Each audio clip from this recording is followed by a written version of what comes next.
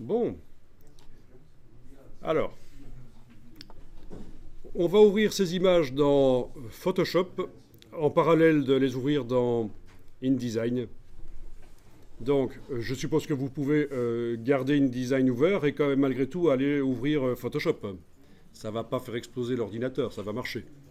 Ça dépend si vous avez d'autres projets après. Voilà, donc une fois que vous êtes dans Photoshop, vous ouvrez les images. Fichier ouvrir.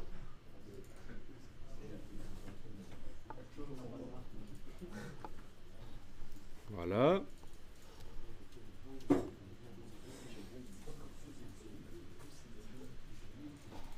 OK.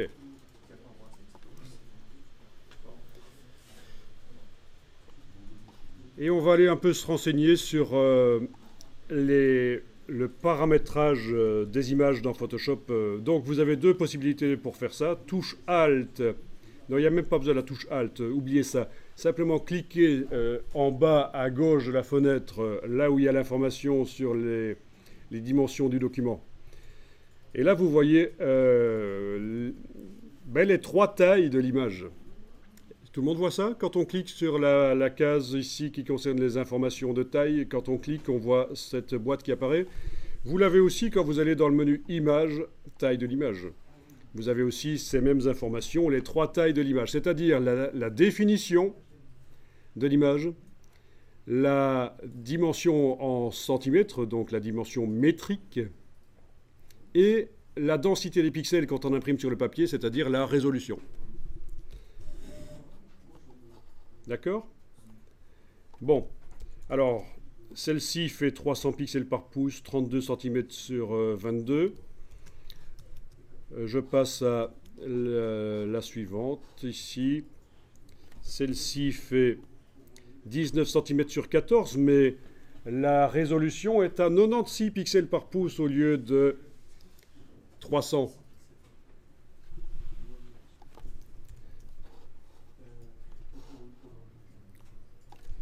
Celle-ci est à 7 cm sur 7 dans mon cas, mais 150 pixels par pouce. Donc vous voyez que les dimensions en centimètres ne sont pas les mêmes pour toutes les images, mais également la résolution. C'est un peu du tout venant. Voilà, j'en ai une ici qui fait 22 sur 15 à 72 pixels par pouce, etc. Donc c'est vraiment du n'importe quoi. Mais ce qu'il faut savoir, c'est que vous n'êtes pas obligé de pré-régler ça dans Photoshop. Déjà, à l'importation dans InDesign, le fait que vous ayez fait un clic et glissé, vous avez déjà choisi la dimension que vous vouliez vraiment pour ces images. Vous êtes passé outre de la dimension qui est indiquée en centimètres là et qui se trouve dans le fichier d'image.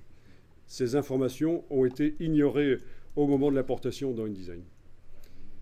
Ce qui a été ignoré aussi, c'est la résolution. Les images ici ont une certaine résolution et donc une certaine densité de pixels quand on imprime sur le papier. Sur une distance d'1 pouce, il y a une certaine densité de pixels. On a passé outre de ça. Alors je vais vous demander ici d'aller dans le menu Fenêtre, Information. Fenêtre, Information. Et vous allez cliquer sur vos images et vous allez donc avoir, aux surprises, des informations sur vos images. Et alors, qu'est-ce qu'on voit ici? Bon, par exemple, dans le cas ici de mon image, je vois que c'est du type JPEG, ok, ça je le savais. Et je vois deux résolutions qui sont indiquées. PPP, pixels par pouce, ou DPI, c'est la résolution. PPP réel, c'est, dans mon cas, 72. Ça, c'est ce qui est pré-réglé dans l'image, dans le fichier de l'image. Et si on veut changer ça, c'est dans Photoshop qu'on le change.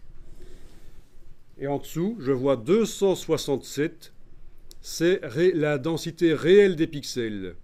Suite à quoi? Suite au dimensionnement que j'ai donné à l'image. Par exemple, cette image-là, si on la fait plus petite encore, eh bien, les PPP effectifs vont augmenter. C'est normal, hein?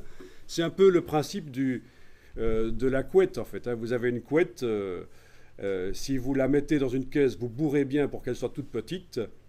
Elle est toujours constituée d'autant de matière, mais sur une certaine distance, il y a plus de matière, on est d'accord. Bon, c'est la même chose pour les images. Donc, vous allez prendre évidemment l'outil qui permet de redimensionner les images. C'est l'outil ici de transformation manuelle. Oui, parce que l'outil flèche noire, ça sert à recadrer, mais ça, vous le savez. Et alors, vous allez prendre évidemment avec la touche majuscule enfoncée, vous prenez une poignée du coin et vous redimensionnez vers le bas. Et qu'est-ce qu'on remarque quand on revient sur la flèche noire pour réafficher les informations?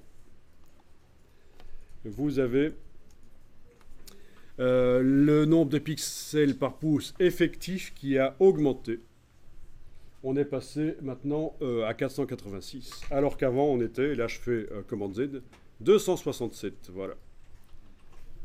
Là je fais commande majuscule Z pour rétablir. Hein. Vous savez comment ça marche dans InDesign. Hein. CTRL Z, CTRL majuscule Z, ou commande Z sur le Mac, commande majuscule Z, et comme ça vous êtes en annulé, vous allez en arrière dans l'historique avec le CTRL Z, et en avant dans l'historique avec le CTRL majuscule Z. Voilà.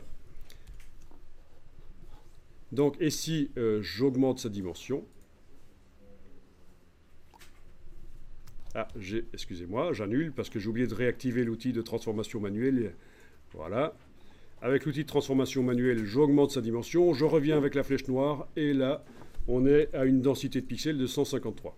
Bon. 150 de densité de pixels, de résolution, c'est bon pour une impression jet d'encre. Si vous devez faire des impressions jet d'encre pour une exposition, par exemple, une exposition de travaux à vous, ou alors pour faire des publicités sur un stand dans une exposition, bon, peu importe, du jet d'encre, 150 pixels par pouce est suffisant. Par contre, pour une impression chez l'imprimeur, il faudra que cette image, et encore une fois, je me suis gouré, j'annule, je réactive l'outil de transformation manuelle, pas la flèche noire. Donc avec l'outil de transformation manuelle, il faudra que je fasse en sorte que la densité de pixels, la résolution, s'approche de 300 pixels par pouce. On n'est pas obligé que ce soit tip-top. Hein. Ça peut être un peu moins, ça peut être un peu plus, voire même beaucoup plus, parce que de toute façon, à l'exportation PDF, ça va être raboté à 300. Mais vous comprenez que c'est important. Si vous imprimez chez un imprimeur, vos images, même si elles ne sont pas précises, elles n'ont pas une bonne définition, vous pourrez les mettre sur le papier, mais en petit. Il faudra faire attention à la définition effective.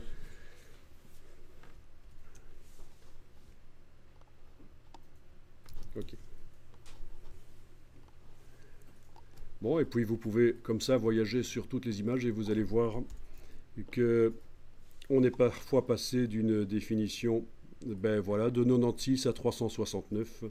Donc ça peut être au-delà, hein, ne vous en faites pas. Hein. Si vous auriez même des images avec une définition de 1200 ou 1500 pixels par pouce, au moment où on va faire le PDF, non seulement on va pouvoir faire la conversion de RVB vers CMJN, mais en plus on va pouvoir ramener ça à maximum 300 pixels par pouce. C'est important, parce que si dans le PDF vous avez des images trop précises, chez l'imprimeur, ça va devenir lent.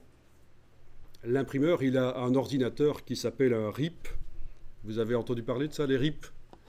Bon, ça existe aussi pour les imprimantes jet d'encre, mais ça n'a pas vraiment tout à fait la même fonction. C'est un ordinateur dont le but est de transformer en petits points de trame les documents. Et donc, si vous avez des PDF trop précis, avec des images trop précises dedans, ça va ralentir. Voilà, le RIP, c'est le Raster Image Processor, autrement dit, le processeur d'images matricielles. Et les images pixels, ce sont des images matricielles. C'est-à-dire des images qui sont constituées de points, qui sont rangées verticalement et horizontalement. Donc, l'imprimeur, il a ce qu'on appelle un RIP, c'est le terme qui va être utilisé. Donc, attention à ça, il faut pas envoyer n'importe quoi, sinon ça risque de prendre 2 heures au lieu de 10 minutes, et évidemment, ça, il ne va pas être content, et il va être tenté de vous facturer le temps, puisque ce sera de votre faute si vous avez mis des images trop précises.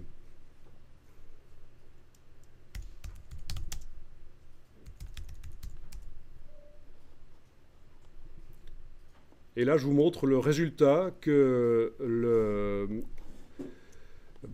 l'ordinateur, le RIP chez l'imprimeur produit. C'est ça qu'il fait. Il transforme les images pixels en points de trame. Les trames, vous connaissez? Hein? Donc, ben, il faut le savoir.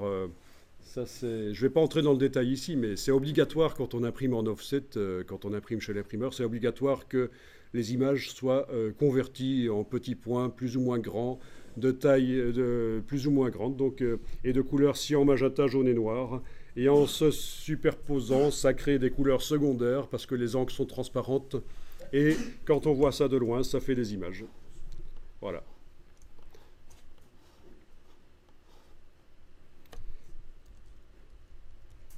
Donc il faut plus il faut une résolution meilleure que quand on imprime en jet d'encre. Je vous ai dit, hein, pour une impression chez l'imprimeur, 300 pixels par pouce au lieu de 150 pour une impression sur imprimante jet d'encre. C'est aussi à cause de ça, c'est parce qu'il y a besoin de matière au départ pour créer tous ces petits points. Mais il ne faut pas au-delà de 300, si l'imprimeur vous a dit 300 c'est bon, ne mettez pas au-delà de 300. Mais de toute façon, InDesign va s'en occuper automatiquement. À l'export du PDF, ça va être ramené à 300. Donc parfait.